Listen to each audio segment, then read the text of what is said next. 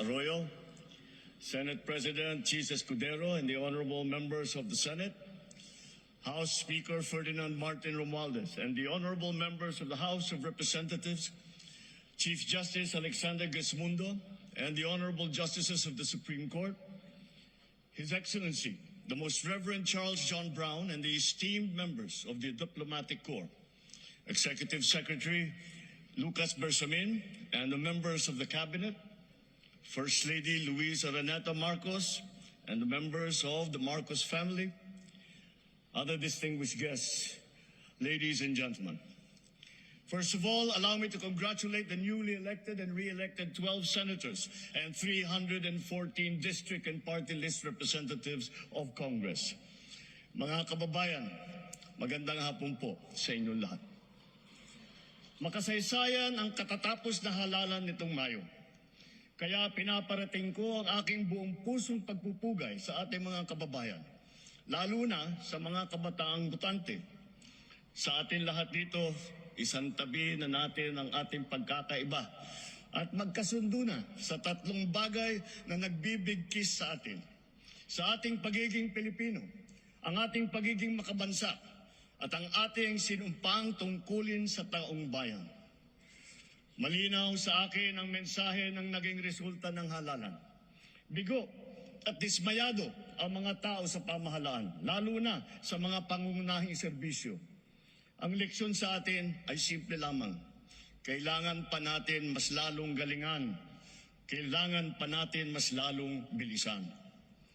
Kung datos lang ang pag-uusapan, maganda ang ating ekonomiya, tumaas ang kumpiyansa ng mga negosyante. Bumaba ang inflation, dumami ang trabaho.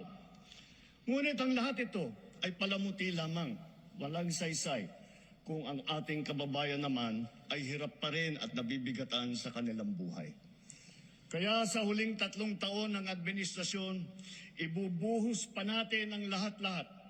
Hindi lamang upang mapantayan, kundi mahigitan pa ang pagbibigay ginhawa sa ating mga kababayan.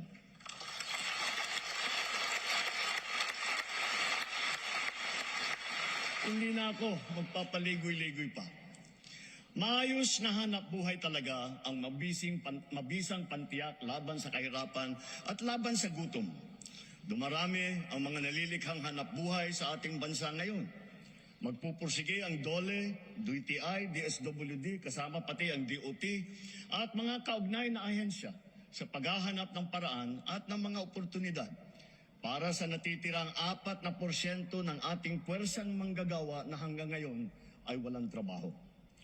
Ipagpapatuloy natin ang pagbibigay ng puhunan sa mas marami pang negosyante para makapagsimula ng maliit na negosyo o micro-enterprise sa mababang interes at walang kolateral. Pati na rin ang kapital at proteksyon para sa mga yamang isip. At para sa mga tinataguyod natin mula sa kahirapan, patuloy tayong nagbibigay ng libreng training at puhunan para makapagtayo sila ng sariling negosyo. Hindi tayo titigil hanggang halos 2.5 milyon maralitang pamilya ay matutulungan natin na magkaroon ng kanilang sariling maliit na negosyo. Palalaguin natin ang mga industriya, mga pabrika ng sasakyan, hulmahan, electronics, biotechnology, pharmaceuticals, critical minerals, telang Pinoy, halal, construction, mga planta ng kuryente. Ngunit, nananawagan pa rin ako sa ating mga negosyante. Mamumuhunan kayo sa ating agrikultura. My single resounding message to the international business community is this: the Philippines is ready. Invest in the Filipino. Our cavalcade of dependable and hardworking Filipinos, innately skilled, adaptable, and possessed with a heart for service are here.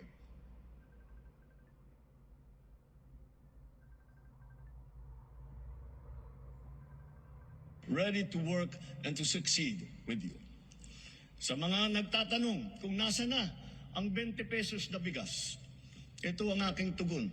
Napatunayan na natin na kaya na natin ang 20 pesos sa bawat kilo ng bigas nang hindi malulugi ang ating mga magsasaka.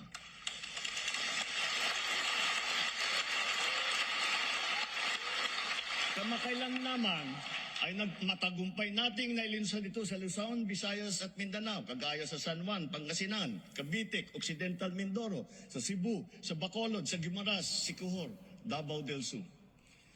At dahil sa ilalaan nating 113 bilyong piso upang palakasin ang mga programa ng DA, ilulunsad na natin ito sa buong bansa sa pamamagitan ng daan-daang kadiwa store at center sa iba't ibang lokal ng pamahalaan.